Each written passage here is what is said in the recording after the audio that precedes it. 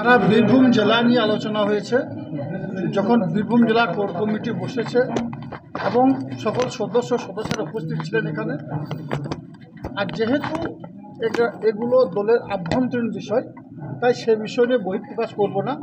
তবে আমি বিগত দিন আপনাকে বলেছিলাম, নানুরের যে শহীদ মঞ্চ তৈরি হচ্ছে সেটা নিয়ে আলোচনা করেছি এবং সেখানেও সর্বসম্মতভাবে সিদ্ধান্ত হয়েছে যে নানুরের 11 জন ক্ষেত মজুরের সঙ্গে সঙ্গে নানুরের যারা শহীদ হয়েছে তাদের পাশে তাদের নামগুলো রাখা হবে।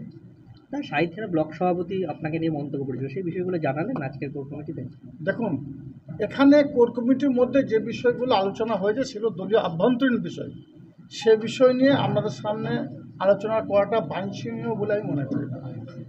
কিন্তু যে বিষয়গুলো আলোচনা হয়েছে সকল বিষয়ে আমরা সর্বসম্মতিক্রমে একমত প্রকাশ করেছি এবং বীরভূম জেলা আগামী দিনে সকলে একত্রিত হবে, কাঁধে কাঁধ মিলিয়ে পায়ে পা মিলিয়ে লড়াই করব আমাদের বীরভূম জেলা কোর কমিটির চেয়ারপারসন ডক্টর আশিস বন্দ্যোপাধ্যায়ের নেতৃত্বে।